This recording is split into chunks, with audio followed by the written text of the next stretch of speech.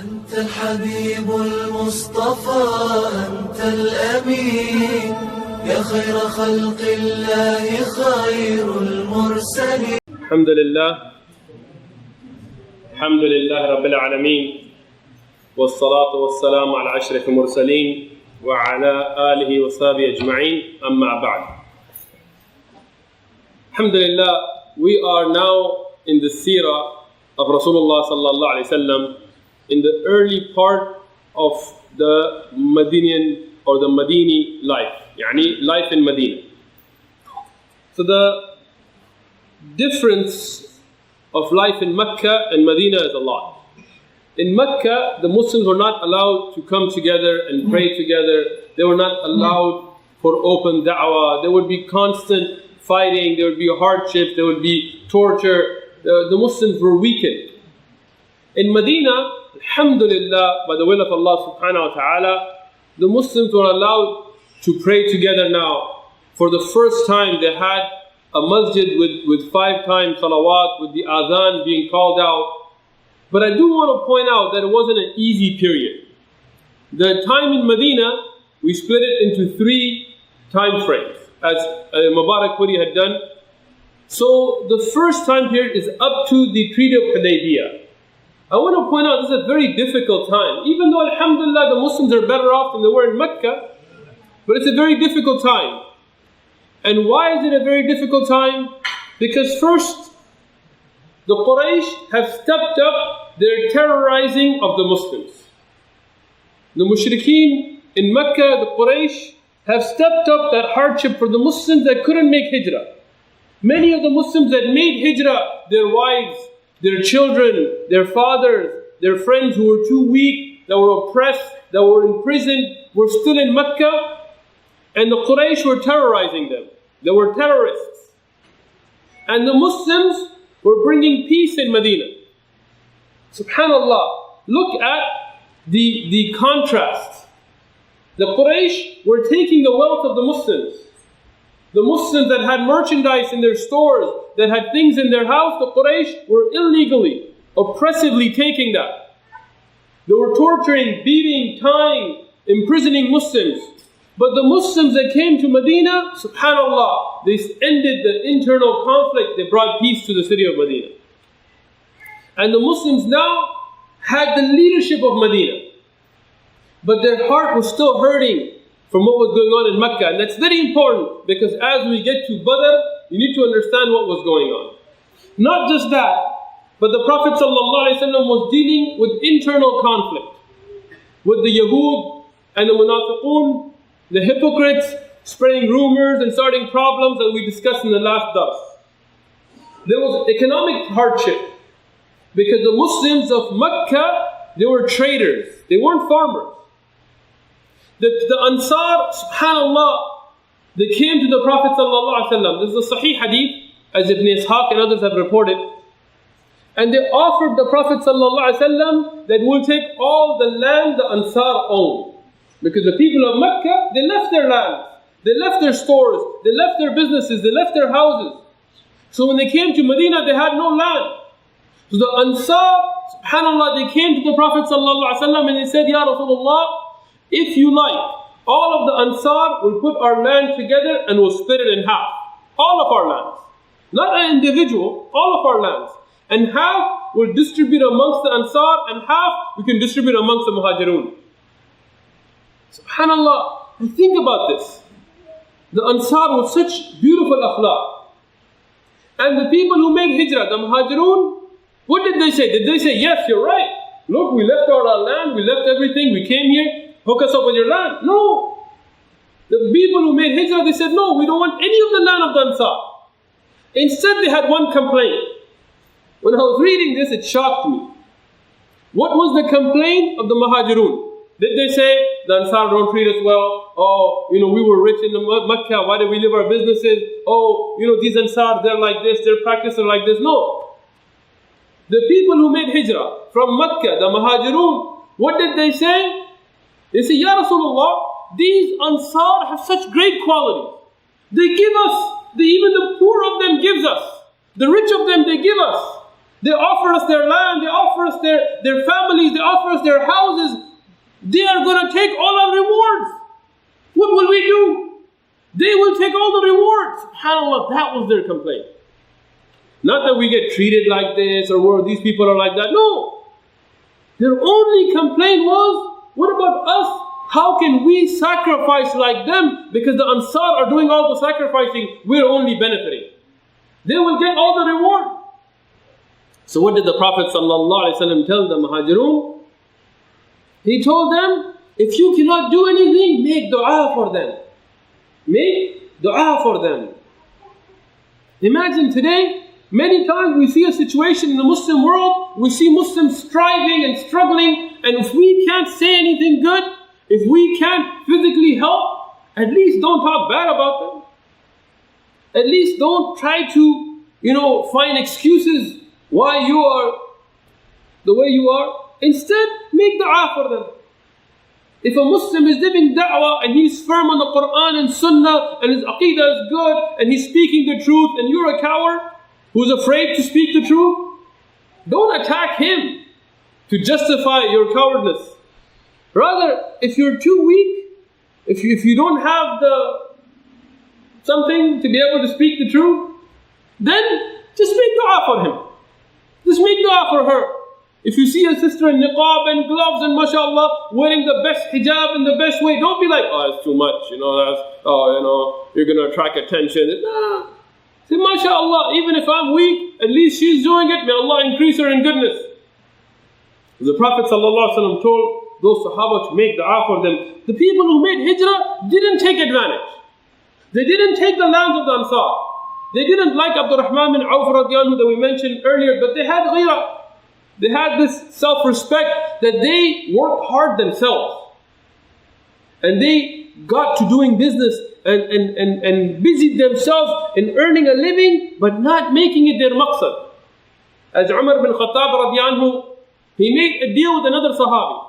He says, every day we'll take turns. One day I will spend the whole day with Rasulullah sallallahu alaihi wasallam, learning from him, sitting in his halaqat of ilm, memorizing from him. And you work. And the next day, you sit with Rasulullah sallallahu alaihi wasallam and I will work. And every day in the evening, we will trade knowledge so we don't lose anything. They didn't leave their works and expect others to feed them. No. But they didn't leave the halaqat of ilm and getting busy with dunya either. So they did beautiful ways of trying to benefit. Now the Prophet sallallahu alaihi wasallam, in Medina, he has become the leader of Medina.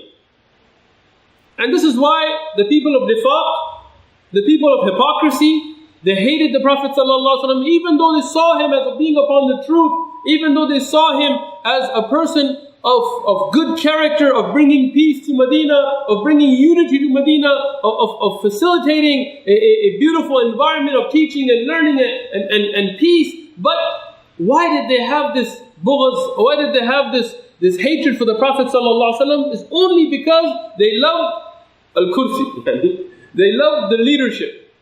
They wanted to be on the leaders. But Allah subhanahu wa ta'ala chose the leadership to go to the Prophet of Allah sallallahu alaihi wasallam, who was most deserving of it. So those hypocrites, they had no other hatred except that they wanted dunya.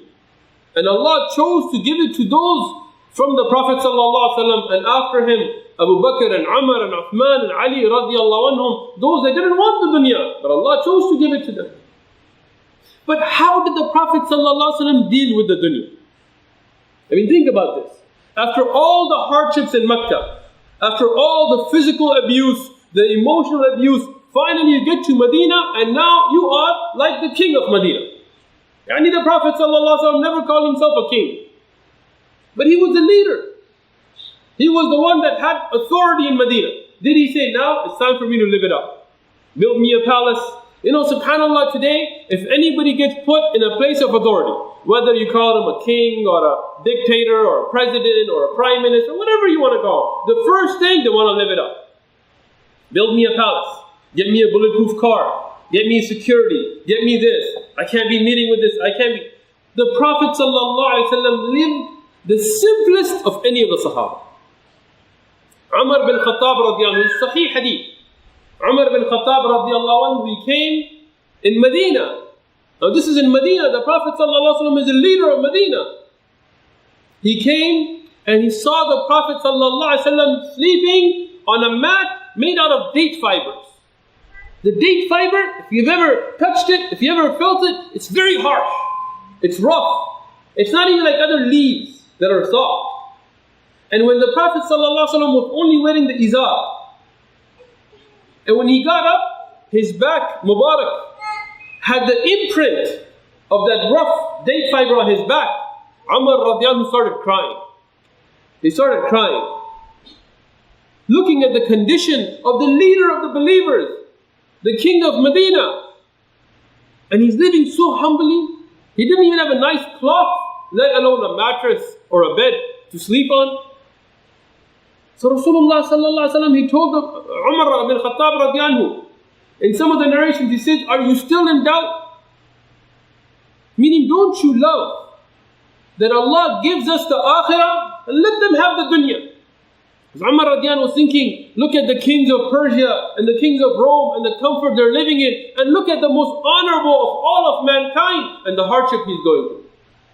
But the Prophet ﷺ is telling him, we don't care about the dunya. We don't care about the hardships of dunya. Aren't you happy that the kuffar have the dunya, but Allah gives us the akhirah? That was the example of the Prophet ﷺ. The room of Rasulullah ﷺ. He has two rooms here, because the Prophet ﷺ has two wives at this time. So here, I'll explain the room of Aisha radiallahu anha. The room was so small that in many Sahih hadith that you can find in Al-Bukhari, Aisha radiallahu anha, she explains that when Rasulullah sallallahu alaihi wasallam would be making salah, I would be between him and the Qibla. Like in the hadith in Sahih Muslim, hadith 2819. She says that Rasulullah sallallahu alaihi wasallam would be making salah and I was between him and the Qibla, so when he wanted to go for sujood, he would tap my feet, but he would touch my feet, and I would move my legs so he could make sujood. And after his sujood, I would stretch my feet again. So there was not enough room in the room of Aisha radiallahu anha, in the room of Rasulullah sallallahu alaihi wasallam, that somebody can be sleeping and somebody else can be making salah without one of them having to move. That is how small the ghurfa or the actual room of Aisha radiallahu anha was. Another hadith in Al-Bukhari, Rasulullah sallallahu alaihi wasallam, he's making salah, he touches the feet of Aisha radiallahu anha to move them. And in another hadith, where Aisha radiallahu anha says that when I would wake up at night, I would move my hand and I would touch the feet of Rasulullah sallallahu alaihi wasallam, he would be in sujood. All of these ahadith show us the simple life of Rasulullah sallallahu alaihi wasallam. It's not that in Medina there wasn't any place to build big houses. Could have built mansions. There were huge gardens. But this was the zuhud of Rasulullah sallallahu alaihi wasallam. And it also gives you the fiqh. Some of the ulama, like the mu'tamid of the Shafi'i madhab, that if you touch a woman, your wudu breaks. Even if you just touch, without shahwa. But the tafsir of lamasa, as mentioned in the Qur'an, is made by these ahadith. If the wudu broke just by simply touching, then when Rasulullah sallallahu alaihi wasallam touched the foot of Aisha radiallahu anha, skin to skin, then his salah would have been broken. But it wasn't. When Aisha radiallahu anha with her hand touched the foot of Rasulullah sallallahu alaihi wasallam, the salah would have to be broken. If the wudu breaks, the salah breaks. So that tells you, simple touch doesn't break the wudu. So there is the tazkiyah we take from it, and there is the fiqh we take from it. Rasulullah sallallahu alaihi wasallam, in this time, as a leader, as what we would call a king of Medina, how is he spending his nights? Aisha radiallahu anha, in the hadith, again in Sahih Muslim, also reported in Al-Bukhari, she mentioned that Rasulullah sallallahu alaihi wasallam would stand and pray in the nights so long that his feet would swell. They would become swollen. Ibn Hajar Asqalani in Fath al-Bari says, this doesn't happen from one night of praying. but constantly praying night after night for hours and hours, till some of the hadith mentioned they would crack and bleed. Aisha radiallahu anha, she told the Prophet sallallahu alaihi wasallam, "O Messenger of Allah, why? Why this much? Why pray so much? Why strive so hard? Your sins, past and future, are all forgiven by Allah." Imagine if we are told that that's it, you have nothing to worry. All your past sins and any future sins are forgiven. You will definitely be in Jannah. We're going to be taking it easy. Like we made it. But the Prophet ﷺ, he told Aisha, then shouldn't I be abdun shakurun? Shouldn't I be a thankful slave? And shakur, yani not shakir, but shakur. It's a mubarak. And shukr is done with amal. In the Arabic language, shukr is not hamd. It's done with amal. And that's why the Prophet ﷺ didn't just say alhamdulillah and go to sleep. He stayed up doing action of thanking Allah subhanahu wa ta'ala. In Medina, Rasulullah sallallahu alayhi wa sallam consummates the marriage to Aisha radiallahu anha. And here I'm going to discuss a very important issue. And something many of the Muslims, especially involved in da'wah, have a lot of questions about. The marriage of Aisha radiallahu anha to Rasulullah sallallahu alayhi wa sallam. And I brought some of the books that I'm going to be referencing, especially to make sure that everybody realizes that I'm not just Googling some searches on the internet. This research was done by looking at actual books and looking at actual asanid and looking at actual reporters. And I'm going to, inshallah, present this with some detail, as summarized as I can, trying to fulfill the haqq to understand this issue. And I'm going to ask you, bear with me. Relax. I mean, don't start jumping to conclusions until I finish discussing the issue. Rasulullah sallallahu alayhi wa sallam, he was married to Khadija radiallahu anha. And while he was married to Khadija radiallahu anha, he didn't marry anybody else. The age of Khadija radiallahu anha we've discussed. Even if we take her to be 25 to 28, she was still a few years older than Rasulullah sallallahu alaihi wasallam, who was at 25 of age. And while she was alive, he didn't marry anybody else. When she passed away, who is the first one he married? Sauda radiallahu anha, and she was older than Rasulullah sallallahu alaihi wasallam. And as we mentioned earlier, as the books of Tariq mentioned, that she was not known for beauty. I mean, internally, I'm sure she was from Ummahat al-Mu'mineen, she was the most beautiful of people with her akhlaq. But for the physical appearance, as the ulama have written, she was not very beautiful. And she was older in age. But she was an experienced woman who would be a good mother to raise the daughters of Rasulullah sallallahu alaihi wasallam. So he married her. But then Allah subhanahu wa ta'ala chose, it's very important, Allah subhanahu wa ta'ala chose for Rasulullah sallallahu alaihi wasallam to marry Aisha radiallahu anha. This is the will of Allah. And this is reported in the hadith in al-Bukhari, in Sahih al-Bukhari, hadith 3682. Where Rasulullah sallallahu alaihi wasallam told Aisha radiallahu anha himself that two dreams, twice in my dreams I saw you. And Allah subhanahu wa ta'ala revealed to me through those dreams, and the dreams of the Anbiya are wahi, that I was to marry you before I even proposed to you. So Allah subhanahu wa ta'ala chose this. And in the dream, Aisha radiallahu anha was shown to the Prophet sallallahu alaihi wasallam wrapped in silk.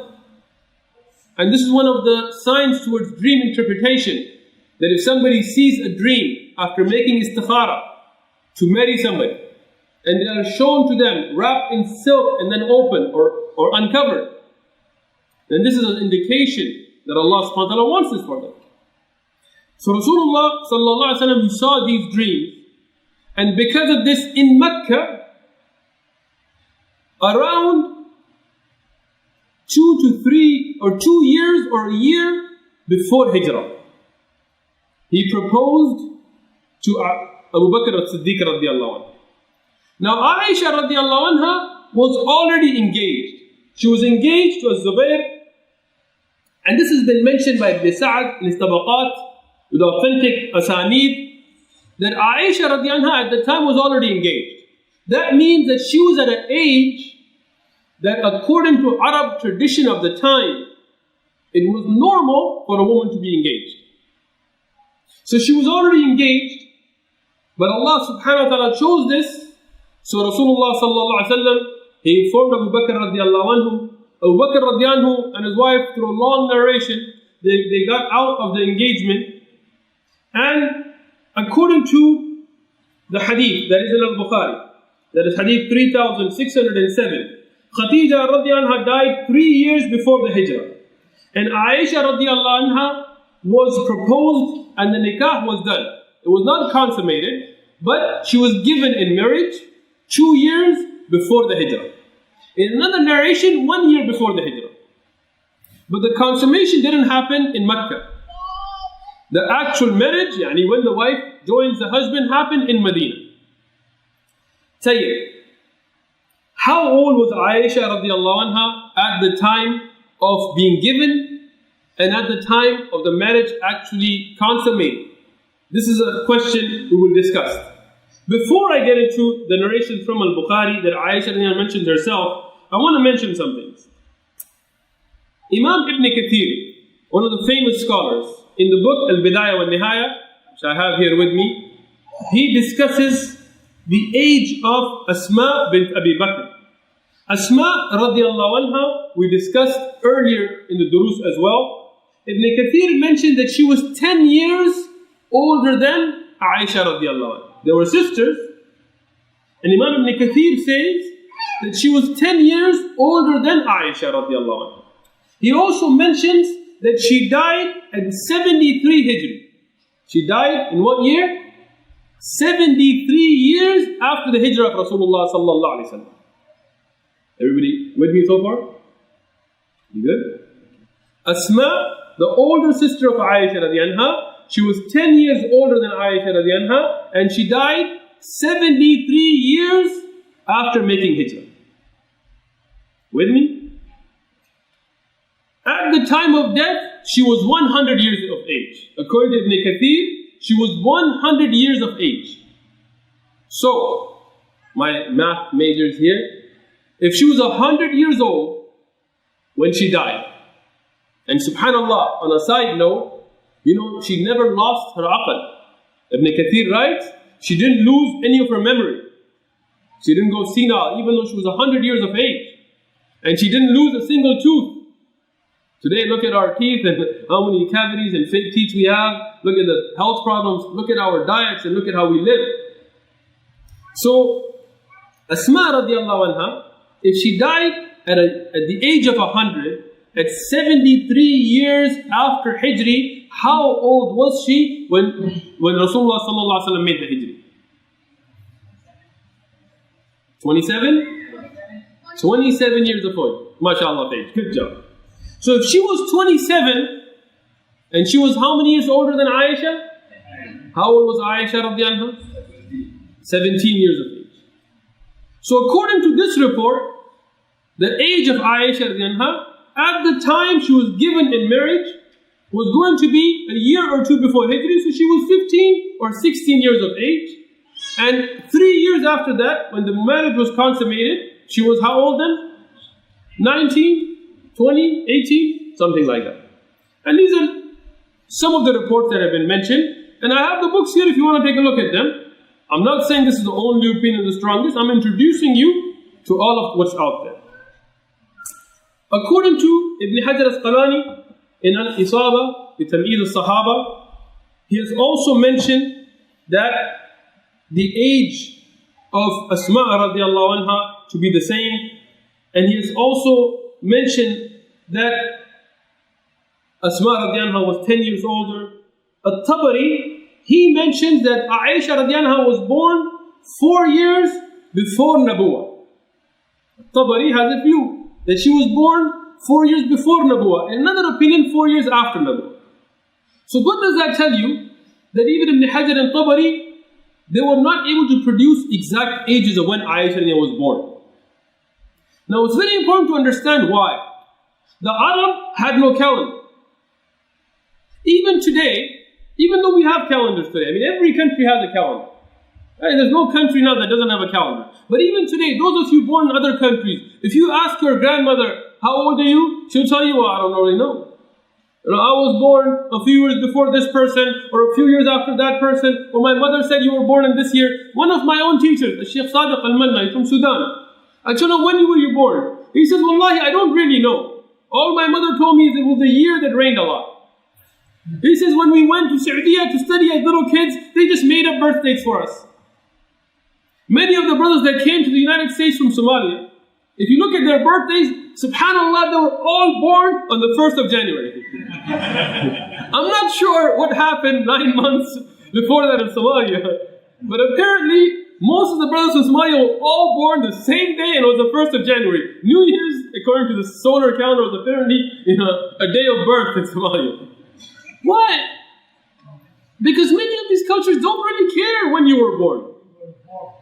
What you're more concerned about is when you die and what you did in your life. You know, Al-Bidayah wal-Nihaya, you know how it's organized? All of our Tullab al-Ilm, you never opened the book, you just look at it online. It's organized by the year people died. So if you want to look up Asma bint Abi Bakr radiallahu anha, you can't look up her name.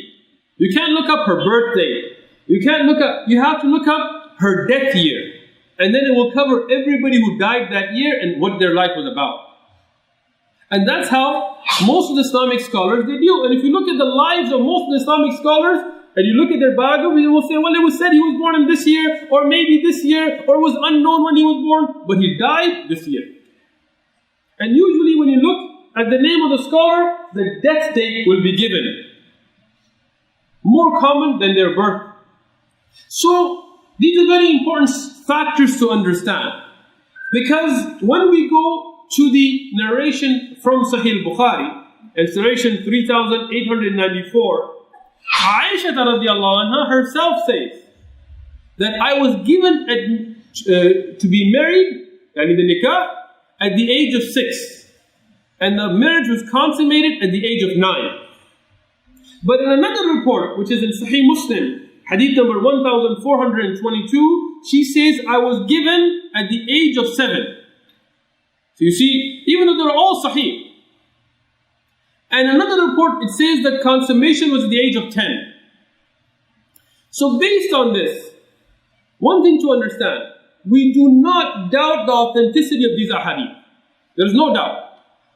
These apologetics today, these wannabes that come out, oh no, it's in Bukhari, Akhi, no need to sell out. The hadith is sahih without a doubt. What does that mean though? It means the sanad is connected. There are 5 shurut everybody knows for sahih hadith, right? Al-Bukhari has more even, mashallah. Muslim has more as well. There is no weak narrator. There is no ilal in the wording. There is no grammatical errors. There is no iqlab in it. We say the hadith is sahih. Aisha radiyallahu anha said this, no doubt. But did she actually know her age or not? Allah knows best.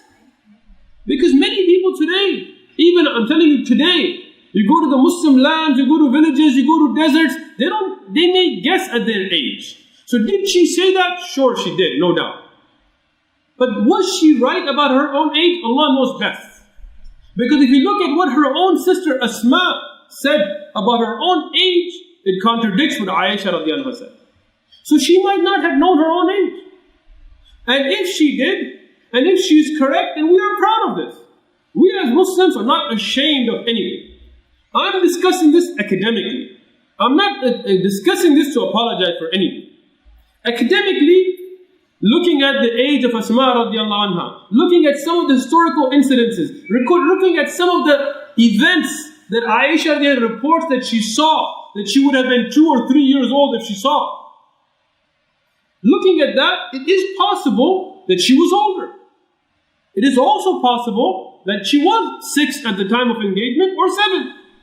And the difference in narration shows that she herself may have said different numbers at different times, not being sure. Sometimes she said 6, sometimes she said 7. Consummation, sometimes she said 9, sometimes she said 10. Those are all sahih hadith. So this means she wasn't really that concerned about the exact age. But understanding all of these aspects, what do we know for sure? That she was at an age that the Arab took as regular to be engaged, because she was already engaged to Zubayr. And she was married at an age that was acceptable by the Arab, because there was no objection raised to it. And Aisha radiallahu anha herself says in the hadith in At-Tirmidhi that the woman, the Arab at that time, would reach puberty at the age of 9. It's a separate hadith. It has nothing to do with her marriage. But it does tell us something about the custom and the physical makeup of the women of the Arab. That around that age, they would be physically ready to be married. Now, many ulama of the past, they have discussed this issue.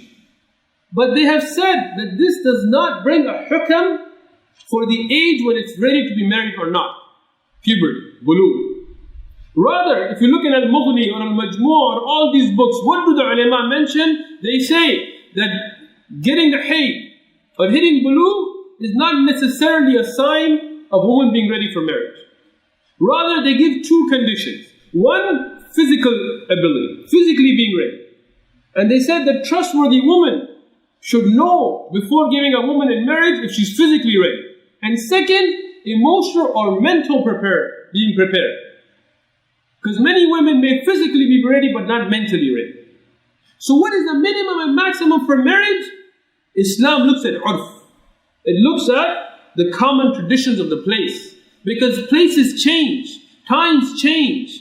A woman today in America at the age of 16, in my opinion, is at a mental level of a 10-year-old in the past age. Women 10 years old would be mentally mature and physically mature in the Arabian desert as a woman who's maybe 18 or 20 here. And that doesn't just go for women. Brothers, you as well. You will see a 30, 40, 50-year-old brother who's spending 4 or 5 hours a day playing video games. Think about this. Go back to the Muslim land. Go back to the time of the Prophet ﷺ. Can you imagine a man, Abu Bakr radiallahu, who's sitting and playing little board games? So the maturity level changes. We will discuss Mu'ad and Mu'awwad ibn Amr. They're both the sons of Amr ibn Jamuh. We'll discuss them today. Keep this in mind when we talk about being mature. So these kinds of things change from place and time. So what age was Aisha radiallahu anha at the time of her marriage? Allah knows best. If you look at the narrations from Asma radiallahu anha, she comes out to be 15, 16 at the time of being given in marriage, 17 at Hijrah, and 19, 18 at the time of consummation, around that. But if you look at the narration from Al-Bukhari of Aisha herself, she comes out to be 6 or 7 at the time that the nikah was given, and 9 or 10 at the time that she was married off. And there's nothing wrong with this. And to keep things in perspective, because people are not just when they discuss. When you want to discuss something, let's be just about it. Let's be fair about it. Let's discuss things openly. If you look at Western history, and I'm not going to go all the way back to the time of the Prophet ﷺ, because when he was married to Khadija radiallahu anha, and then to Aisha radiallahu anha, this is more than 437 years from Hijri. 1437 years. 1437. Let's not go that far. Let's just go back about 600 years ago. Richard II of England married Isabel of France when she was 7 years old. Historic fact. Only 600 years ago, 1396. This is less than half the time that it's been for Rasulullah sallallahu alaihi wasallam. So let's not even go that far back. So if Western historians, Orientalists, when these people in the West want to argue with us, let's be fair about it. When I read about Richard II, all I read from Orientalists is how wonderful of a marriage it was, how it brought peace between England and France, and they praised this marriage. She was 7 years old. So how come you don't use the same labels when discussing Richard II of England. When we talk about Beatrice d'Este, the Duchess of Milan in current Italy, and this is only 500 years ago, even more recent, in 1475, she was given in marriage at the age of 5. At the age of 5. Historical fact. Look it up. Wikipedia, Google, whatever. And she was married at 15. Even today, in 2016, today, the age of consent to be married in Japan is what? Guess. Today, what? 13 years old. Today. The age in Austria, 14. In Bulgaria, 14. In Denmark, 15. In France, 15. In Italy, 14. In Spain, 13. In Argentina, 13. In Canada, 14. In Colorado, 15. In Mexico. Wait, why are you guys smiling? 12. 12. Right next door in Mexico. So why can't we be fair about this? Let's talk about the Bible. Because most Christians love to bring up this issue. Those evangelical people and on 700 Club. Let's look at the Bible. Maryam, as they call Mary in the Bible. Now, Muslims, we don't believe this. Alright? I'm discussing this from a biblical perspective now. Mary, according to the Bible, was married at 12 to Joseph, who was Mahdi, 90 years old. Bible. You want to talk about name calling? You want to talk about making cartoons and pictures? Let's talk about it. Let's be fair about it. A 12-year-old marrying a 90-year-old? Rebecca, according to the Bible, not the Quran. Not Quran. We don't believe Maryam alayhi salam was married to Joseph. We don't have this misconception that God had a stepfather and kind of, or maybe I don't know. How does that work? Anyway. But Rebecca was married to Ishaq, Isaac, according to the Bible, when she was how old, Mahdi? 3 years old. Go look it up. Google it. 3 years old. You wanna point fingers? Seriously? According to Jewish law, for all my debaters from the Jewish faith, according to Jewish law, there's a book, and I actually got a PDF of this book. I might actually go buy it. It's called A History of Messianic Law of Purities by Jacob Neusner. He says, according to Judaic law, a woman can be married when she's 3 years and 1 day old. And I'm not going to elaborate on this, but according to him, not just the nikah, but the consummation can be done at 3 years and 1 day old. Go look it up. It's not a Muslim author. We didn't make this stuff up. 3-year-olds? Seriously? And now you want to debate with us? So when we discuss these issues, it has to be discussed in fairness. You have to discuss it looking at every aspect. You can't point a finger, not realizing what your scriptures may say. We as Muslims, we love the Sharia. And what does the Sharia teach us? That you have to look at the urf of a people. Why? Because if you say, like an atheist may say, oh, I don't believe in the Bible, I don't believe in Judaic law. But how old do you think a woman should be when she gets married? Well, somebody may say 18, somebody may say 20. Because when you don't have divine law, you can make up anything you want. So you tell me something today. The average life expectancy in Angola, Africa, today, you know how much it is? Average life expectancy in Angola, Africa, 37 years. Today, countries like Afghanistan and places aren't far away, in their 40s. Many other countries in Africa, they're in the 30s.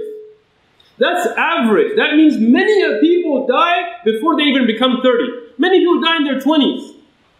Because the average expectancy is 37. Now if you want somebody to wait till they're 25 to get married, and 28 to when they have kids, or 30, when are they going to raise their kids? You're going to be like, okay, I just got married, just had the birth. Wow. Many people won't even make it to that age. So you can't implement your ideas on other times and places. That's why the Sharia is so practical. The Sharia tells us that you have to look at the physical abilities, the physical characteristics of whether she's ready, and the mental characteristics of whether she's ready, and judge by the urf, by the local customs and tradition of the land. In America, maybe it's true, women aren't ready to get married until they're 16 or 17 or 18 or whatever. But that may not be the case in Angola. So Sharia is so practical that it's applicable, it works in Angola, and it works here, and it worked in the time of the Prophet ﷺ, and it works till the Day of Judgment. So this is the Sharia that we believe in, and we're proud of, and we stand firm on, and we don't apologize for, and we don't try to make rad of ahadith in al-Bukhari and stuff like some of the people of weakness iman do. We stand firm on what we have. Now, Medina, which used to be called Yathrib, and the Prophet ﷺ changed this name. You shouldn't call it Yathrib anymore. Not in nasheeds and not in poetry, because the Prophet ﷺ forbid this. Instead, he gave it the name of Medina and a Tayyibah and many other names. Some of the ulama have recorded 200 names for Medina that are from the ahadith of Rasulullah ﷺ and the Sahaba radiyallahu anhu, because of the value of this beautiful city. This became the center for tarbiyah. Medina became the madrasa of Rasulullah sallallahu alaihi wasallam. And how did the Prophet sallallahu alaihi wasallam deal with Medina? In Medina there were two tribes, as we discussed, two powerful tribes, Khazraj and Aus, and they had a civil war going on. And the Prophet sallallahu alaihi wasallam brought peace between those tribes. And he started a da'wah program. And who were the du'at? The youth of Medina. Most of the da'wah in Medina was done by youth. Mus'ab bin Umair radiallahu anhu, he was from the Muhajirin, he came from Mecca. He was paired up with Mu'adh bin Jabal, one of the Ansar. Both amazing Sahaba, and both very young. Were they wasting time playing in the streets? No. They were involved in that. Mu'adh bin Jabal radiallahu anhu reached out to one of his cousins, who was Mu'adh bin Amr bin Jamuh, from a strong tribe, and gave him da'wah. And Mu'adh bin Jabal and Mus'ab bin Umair radiallahu anhu were a team. They would go for da'wah together. And they would make plans how to give da'wah. They would think, how can we reach out? This should be a plan for our da'at. That we should go visit people, go to their houses and give them da'wah. If there is a kafir that you know that needs da'wah, that may be open to da'wah, make a plan. Maybe you go to school with somebody and say, hey, can we meet up with you somewhere? Can we come by? And think, how can we best approach him with da'wah? This is the way the Sahaba did it. Maybe you know a Muslim who's off the religion. Make a plan. Hey, let's go meet up with him. Let's go take him out for coffee and sit down and talk to him. Maybe he's got a problem with alcohol or some kind of bad environment. Think, how can I deal with that? And that's how the Sahaba radiallahu anhu did it. So Mus'ab bin Umair radiallahu anhu and Mu'adh bin Jabal radiallahu anhu spoke to Mu'adh bin Amr bin Jamuh. So he became Muslim. He spoke to his brothers, Mu'awwad and Khallad. There is Khalid and Khallad. Khallad is a mubalagha from Khalada. So all three of the brothers became Muslim. And their father was Amr ibn al-Jamuh, and he was a great, powerful, respected man amongst the people of Medina. But he was a mushrik.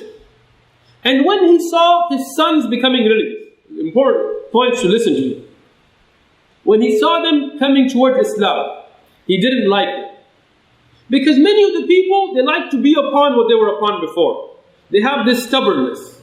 So he said, I want to be upon the religion that my great-grandfather, and people today, like we give them da'wah, they said, oh, Wahhabi and this and that and new religion. My grandfather didn't do it. Your grandfather was some ignorant farmer who couldn't read. I don't care what he did.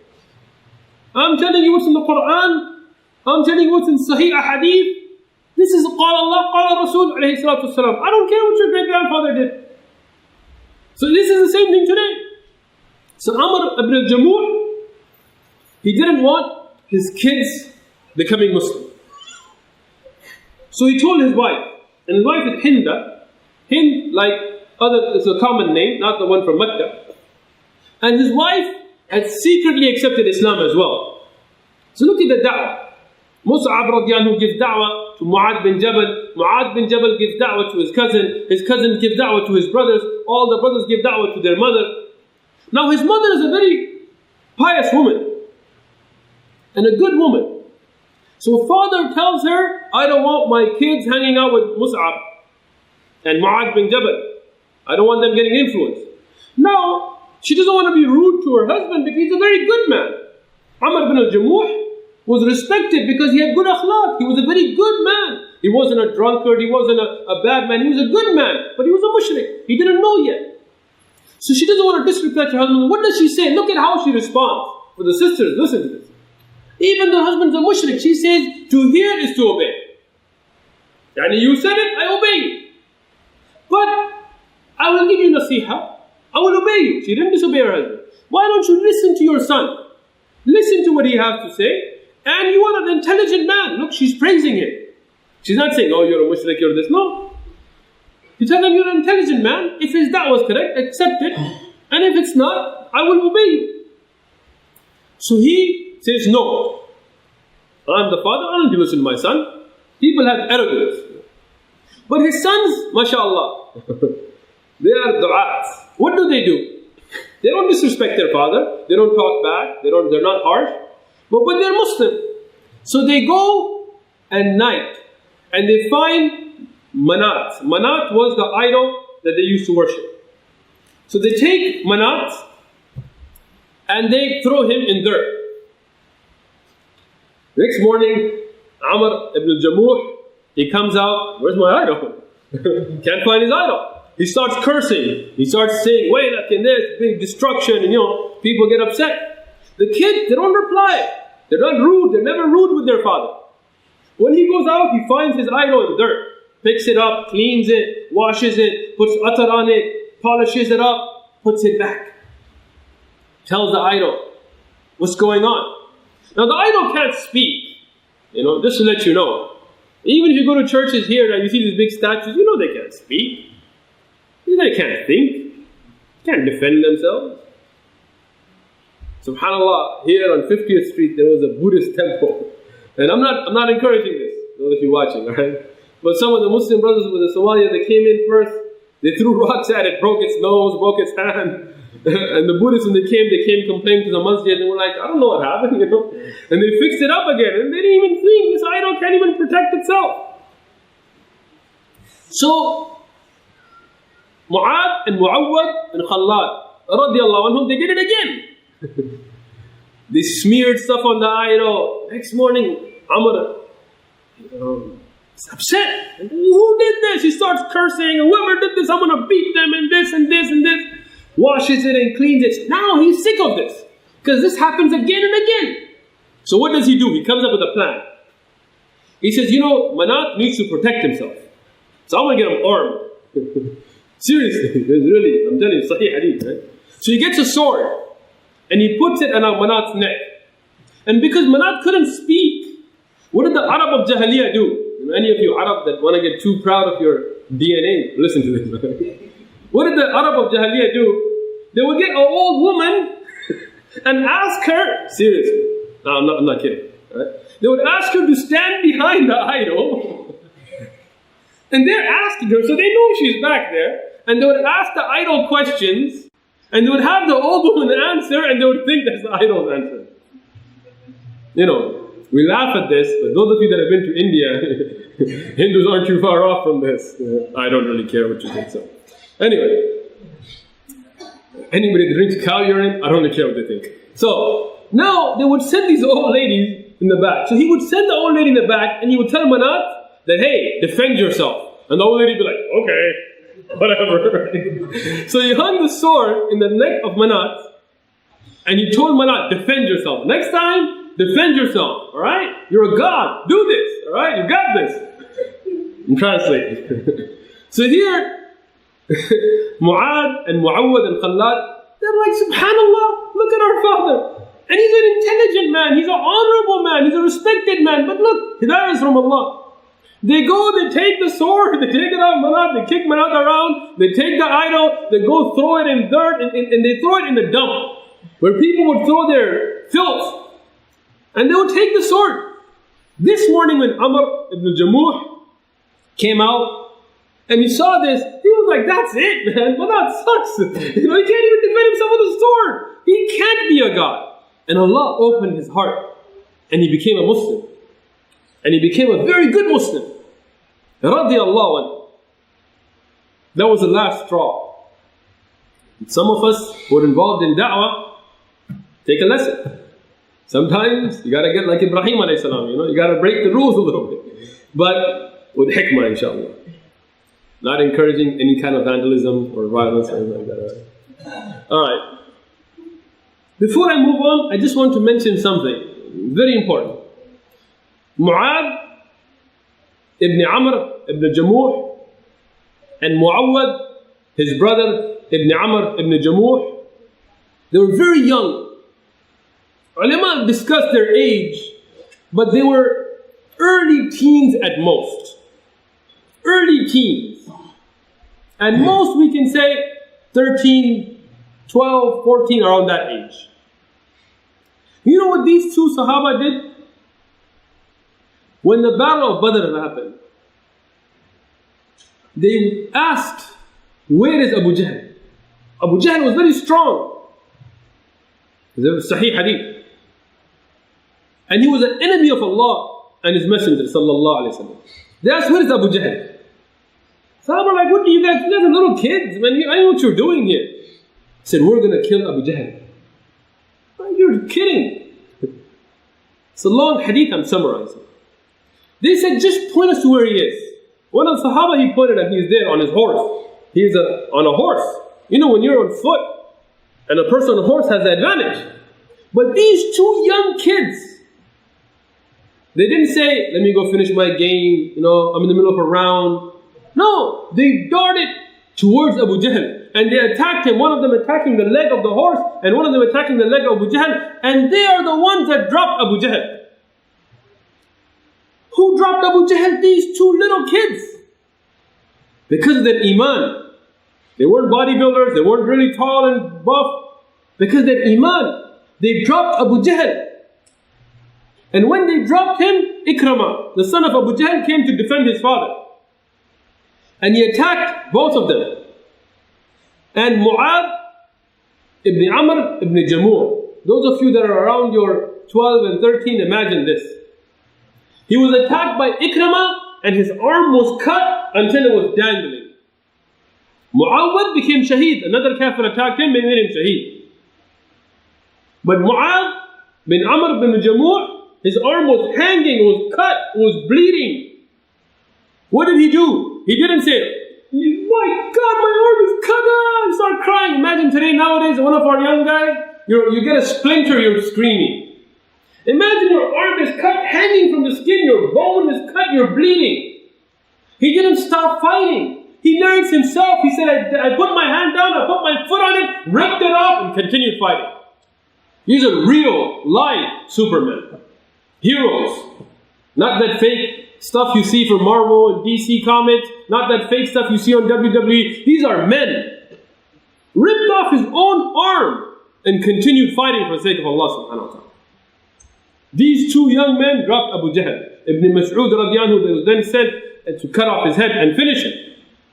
And before Abu Jahl's head was cut, Ibn Mas'ud radiallahu anhu was the son of a slave. He was a shepherd, weak, in Mecca. But Allah honored him. He was about to cut the head of Abu Jahl. Abu Jahl asked him, he said, before you kill me, just tell me, who is the day for? Who's winning? Ibn Mas'ud radiallahu anhu told him that no, that the day is for Allah and His Messenger, and the Quraysh have lost Badr. Abu Jahl told him, you're lying, the son of a shepherd. They told him a harsh word. And Ibn Mas'ud radiallahu anhu cut off his head. That's it. Don't be ashamed. It's history. And Abu Jahl was put down by two young Sahaba from the Ansar radiallahu anhu. Rasulullah sallallahu alayhi wa sallam, he continued the tarbiyah of the Sahaba radiallahu anhum in Medina. And I will just mention a few points and I'll stop. the very important points. How did Sahaba like Mu'adh and Mu'awwad and Khalad ibn Amr ibn Jamuh become who they were? It was from the tarbiyah of Rasulullah sallallahu alaihi wasallam. Rasulullah sallallahu alaihi wasallam started a madrasa. And I don't mean the madrasa where you have nahu and sarf and this and that, and you must study ajrumiyya, or you must study, kafiyya and hidayatul nahu and this. No. He didn't start Medina University and al-Qura. He started an environment of teaching and learning. Within Medina, there was a masjid. And the masjid was the heart of the community. And the masjid had durus. The masjid halaqat of ilm, halaqat of dhikr. By dhikr I mean where you sit down and remember Allah and talk about the greatness of Allah. The Sahaba, they never sat down and said, okay everybody, you say Subhanallah and I'm going to yell Subhanallah. You say Allahu Akbar and I'm going to say Allah. No, the Sahaba forbid that type of dhikr, as you can read in the hadith of Ibn Mas'ud and Abu Musa al-Ashari radiallahu anhu. When they had halaqat of dhikr, they would have halaqat where they would sit and tell each other, increase the iman. Talk about Jannah, talk about Jahannam, talk about Allah, talk about the greatness of Allah. Today, imagine one of us comes up to somebody and says, Akhi, can you just sit with me, talk to me about the greatness of Allah? You're like, what's wrong with you? You lost it, brother. Now today, people spend more time. If I was showing a movie right now, nobody would be yawning or changing positions. When we talk about the Qur'an or tafsir, everybody's like, can you make it short? This is the weakness of our iman. You have to immerse yourself in halaqat of ilm, whether your nafs likes it or not. If your nafs doesn't like it, step on your nafs. Listen to it more.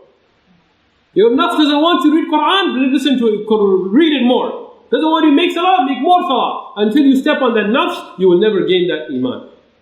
And that's what Rasulullah sallallahu alaihi wasallam set up in Medina. And inshallah next week we'll continue about some of the events that happened after this and some of the tarbiyah of Rasulullah sallallahu alaihi wasallam for the Sahaba. Because we're getting ready for Badr, so it's going to be very important durus. Inshallah we're getting to Badr either the next dars or the one after that. So please make sure you have istiqamah and be here. Jazakumullahu khairan.